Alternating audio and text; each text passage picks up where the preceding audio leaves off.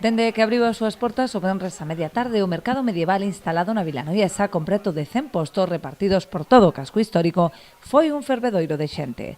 A artesanía, a gastronomía, música e animación eran os principais atractivos da feira, onde este ano cobraron maior protagonismo os oficios tradicionais, con exhibicións e obradoiros participativos para poñer en valor a profunda tradición gremial de Noia.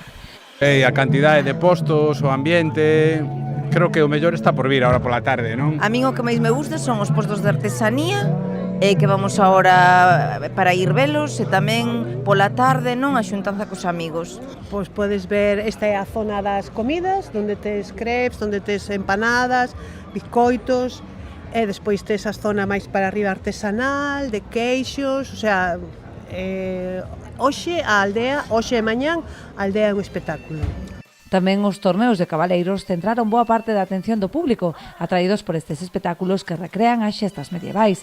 Xunto cos números de animación de rúa, os espectáculos de gran formato, concertos e exhibicións de cetrería completaron o programa dunha das feiras máis concorridas. Vamos a facer esa representación da cetrería na época medieval, por iso estamos aquí hoxe en esta feira de Noia.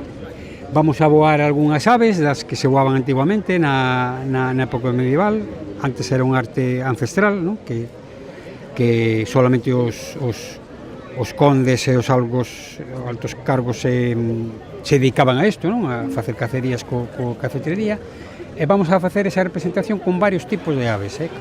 A chuvia, aínda que obrigou a suspender algunhas das actividades previstas para o sábado noite, como o desfile de antorchas Portus Apostoli, non foi quen de restar ganas de disfrutar desta cita obrigada pros noieses e miles de visitantes, que cada ano se desplazan ata unha vila que mira o seu pasado recuperando a tradición.